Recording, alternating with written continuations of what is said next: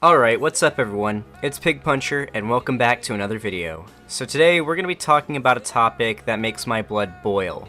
Anti-Vaxxers. If you don't know what anti-vaxxers are, just know that they're basically these morons who believe this shitty conspiracy theory claiming that vaccines give your children autism. Even if we ignore the fact that this claim makes no sense at all and has no scientific evidence behind it, even on a moral level it's shitty. So these parents would rather their kid die from a goddamn ancient disease from the dark ages rather than live and be a little autistic. Clearly these assholes don't have their priorities straight.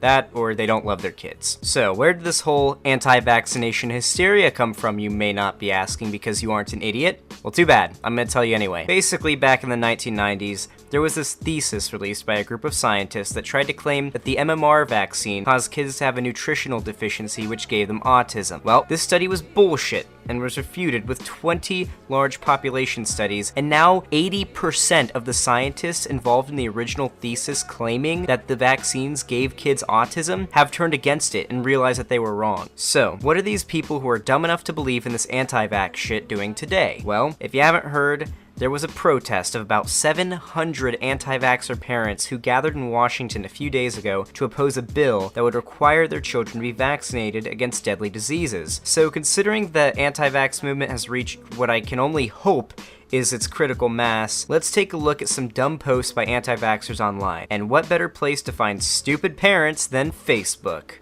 Oh god, prepare to cringe. Here's the first one. Please shout out here if you survived deadly measles in your youth. Okay, measles is not deadly for everyone, true. But just because you may have been fine doesn't mean your kid, or the other kids they may have contact with, and this is especially true in poor communities where kids may be less healthy, are going to be fine like you were. Wanting your kid to get sick with this disease is child abuse. Call me radical, but I think these people need to have their children taken away from them. Oh god, here's another one. Is there anything comparable to garlic that doesn't contain sulfur hydroxyltheon? That's a toxic compound in garlic and onions that crosses the blood-brain barrier and actually desynchronizes the brain. I don't want to consume garlic or white-green onions because of this, but also do not prefer to vaccinate. So what are some strong natural plants or herbs that can really buff up my immune system like garlic apparently does?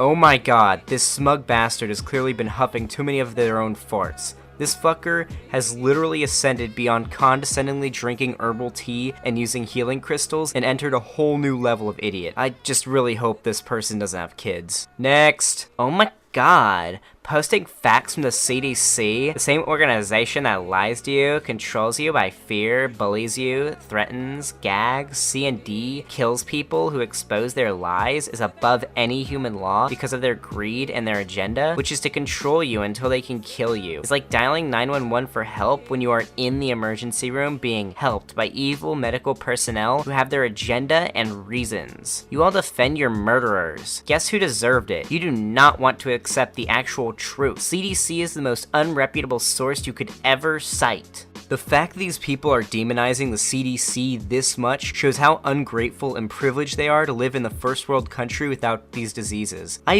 really wish I could make a time machine just to send all these idiots back in time to the Black Death epidemic so they could die from the plague in a pile of burning rat carcasses. Oh, Jesus Christ. Next. Anyone else starting to wonder if this chickenpox outbreak and then measles outbreak a few months later is actually happening? With all this ultra pro-vax, all the anti-vaxxers are killing us crap all over the news, and more states trying to push mandatory vaccines, I'm starting to think it's all fabricated. Do these people actually have measles? And if it's true, why is Washington and Oregon affected, but not the forced vax state of California? I call BS. I feel like it's just the chickenpox scare didn't work, so let's try measles. Oh god, more bullshit conspiracy theories. This idiot literally debunked his theory, if you want to call it that, in the first couple sentences when he said highly vaccinated states aren't having as many outbreaks. This guy must watch a lot of David Icke or Alex Jones because his mental retardation has reached dangerous levels. Next! My little outspoken 5th grade warrior has chosen to do a debate type paper for his class. The topic he is choosing is vaccines because he's tired of people pushing vaccines and he's tired of all the lies. He's extremely educated for his age due to anaphylactic reaction at 2 months old, permanent damage, and my motivation to get get to the bottom of it. I have raised my kids in the truth and they constantly go against the grain. They're quite the headache for their teachers, lol. That being said, he is getting frustrated with his research because when he researches, all he is finding is the typical pro-vaccine propaganda. I'm looking for a very easy to read and very easy to understand in layman terms, the cons of vaccines. Please keep in mind, this is for my 5th grade classroom, an uneducated teacher. I want him to present very easy facts that are easy to find and research on, and that are easy to read to a class. Does anybody have any resources or articles that he might be able to get some good layman's terms from?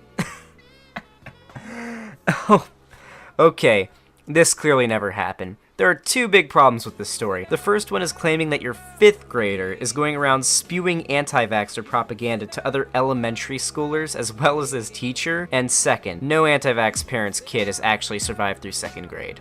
You can't convince me of that. Okay, one more before I tear my own fucking eyes out of my head. I just googled how vaccines are bad for children just to see what will come up because I was googling how many children have died for 2018 and it kept giving me like really low numbers. So I kept asking different questions and I just kept getting the runaround or opposite of what I was asking. Google is being censored now. Wow.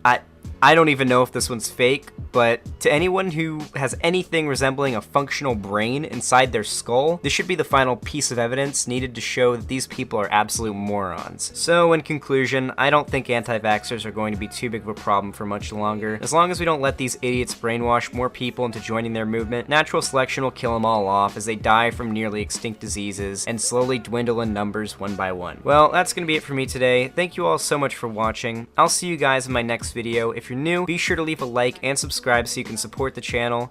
Pig Puncher, out.